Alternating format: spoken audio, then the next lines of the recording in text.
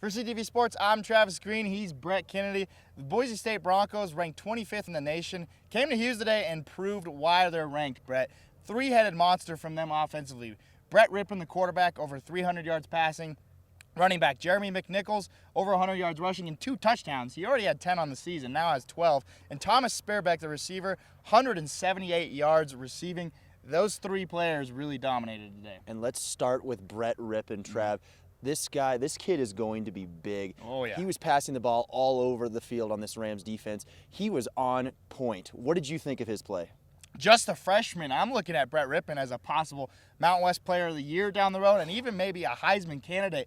I was very shocked to see how poised he is as a freshman and the accuracy. Holy smokes. He showed that off today multiple times, hitting his receivers right where it needed to be. Very impressive performance from him. And McNichols was finding running holes. You could have driven trucks through some of those holes. He had success against the Rams defense. Plus, we figured before the game happened, he would have a big day. He did have a big day. As we talked about before, and like you said, those holes, he got through them quickly. This is a fast running back. And the Rams had a little bit of trouble that they had last season against the Boise State Broncos. Jay Ajayi was breaking a ton of tackles, and McNichols was doing that today as well. McNichols did look like Jay Ajayi from last year. And then Thomas Spearbeck was all over the field catching passes. He caught one from the wide receiver pass from Williams Rhodes that was just absolutely perfect for a long touchdown. And then he had another long touchdown reception from Brett Rypien. Spearbeck, 178 yards receiving. That's pretty impressive. Very impressive. And for the Colorado State Rams, they pick up another loss. Coleman Key does come in this one.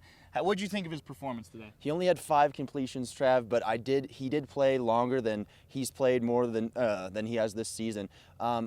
He needs to improve a little bit more to me. I really think Nick Stevens, he's the smarter quarterback, but Coleman Key has some room to improve. Pretty odd happening with the quarterback situation here tonight. Nick Stevens comes out, plays 2 drives.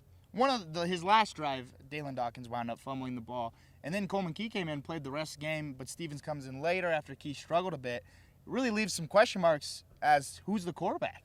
And Bobo did say in the press conference that he really doesn't know who the quarterback is right now. So I guess we'll just have to see come Air Force who walks out on that field to start the game. That's right, Air Force, the next game right here at Hughes Stadium on Saturday. We'll have coverage of that for you, and that'll cover our coverage here of this game against Boise State. And we'll finish up, and make sure you check out collegian.com throughout the week for sports updates. And make sure you watch CTV Sports on Monday night at 7 p.m. on Comcast Channel 11.